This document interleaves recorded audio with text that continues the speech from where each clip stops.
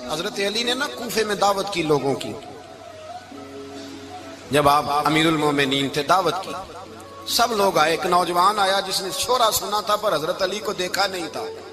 حضرت علی کو دیکھا نہیں تھا. جوان کہتا جب میں آیا نا میں نے لوگوں سے پوچھا وہ بوڑھے مولا علی کدھر ہے جنہوں نے خیبر کا دروازہ توڑا تھا، بڑی شہرت ہے، کدھر ہے؟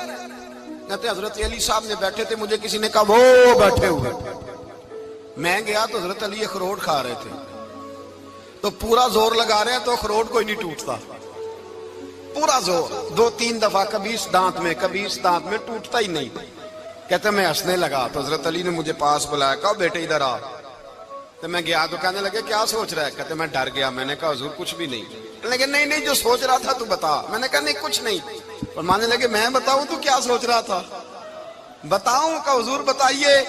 آپ فرمانے لگے تو سوچ رہا تھا بابے سے اخروٹ تو ٹوٹتا نہیں، خیبر کیسے توڑ دیا تھا؟ تو سوچ رہا تھا کہ اس سے اخروٹ تو ٹوٹتا نہیں تو خیبر کیسے توڑا تھا؟ فرماتے ہیں میں نے کہا میں یہی سوچ رہا تھا. یہ جب عرض کیا نا تو فرماتے ہیں شیر خدا کا رنگ ہی بدل گیا. پہلے مسکرا رہے تھے پھر انداز بدل گیا. انہوں نے اپنے منہ سے وہ جو خروٹ لگا تھا جھاڑا، ہاتھ یوں جھاڑے، امامہ سیدھا کیا اور فرماتے ہیں شیر خدا بن کے بیٹھ گئے. کہنے لگے بیٹے اخروٹ کو چھوڑ، کوئی خیبر آ تو لا، میں ابھی بھی توڑنے کو تیار ہوں. خیبر کوئی ہے تو لا، میں ابھی بھی توڑنے کو. دیواریں ہلتی رہتی ہیں اور در کانپ جاتا ہے، علی کا نام سن کے اب بھی خیبر کانپ جاتا ہے. تو میں تو اس کو چھوڑ اخروٹ کو تو لا. کہتے ہیں میں نے کیفیت دیکھی تو حضرت علی کا تو رنگ ہی بدل گیا.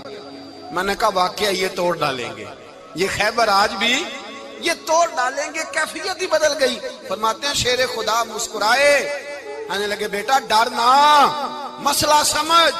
کہا حضور کیا ہے؟ آپ فرمانے لگے اخروٹ میں جسم کی قوت سے توڑ رہا ہوں اور خیبر میں نے اپنے ایمان کی قوت سے توڑا تھا.